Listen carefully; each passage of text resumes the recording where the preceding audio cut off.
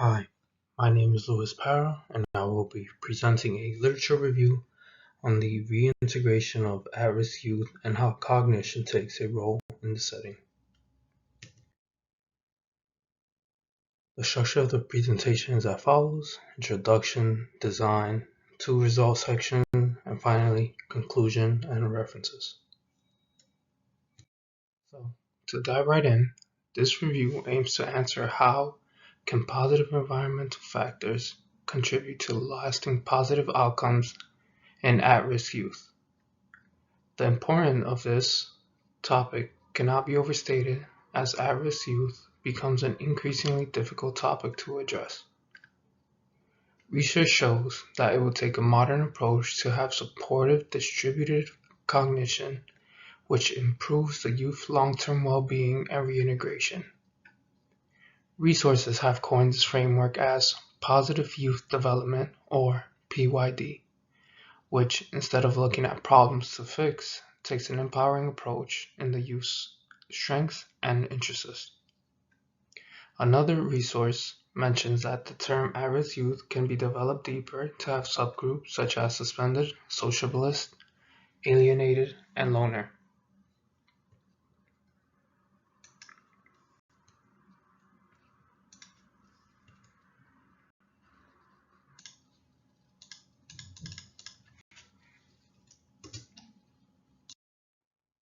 Design. The review includes 2 parts, first being the review of 11 total journals and articles where majority were published within the last 10 years. The criteria for selection were based on the review of the abstracts, introductions, and most importantly, the overall tone of the articles, which I will explain at the end of the slide. The second part of this was an interview of a staff member and a few of their youth that they supervised at a non-secure detention center. A little more information of this is that I actually worked at this detention center alongside the staff member when completing my bachelor's. So it was very interesting to hear his stories and experience of the last few years. Now, when I first approached this research, I had what I like to call a normal or usual way of thinking about this topic, which was how can we fix the problem or the youth?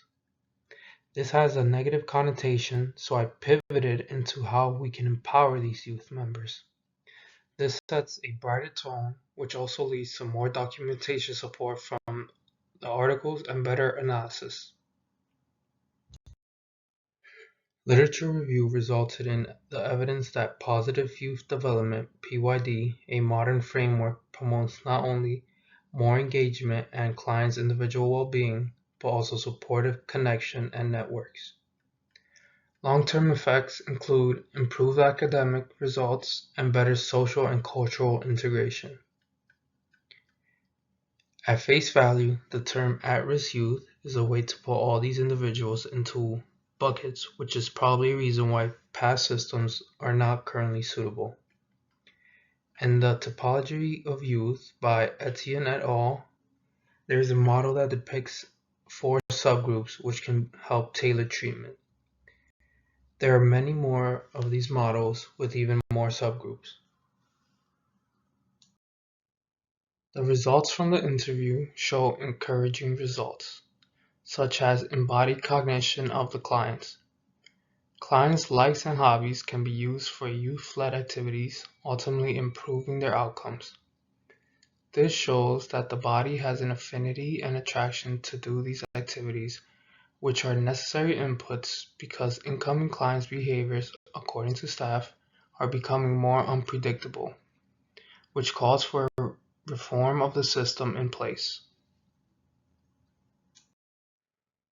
In conclusion, we have learned that as a first step, redefining how we perceive the term at-risk youth can help with tailored treatment plans.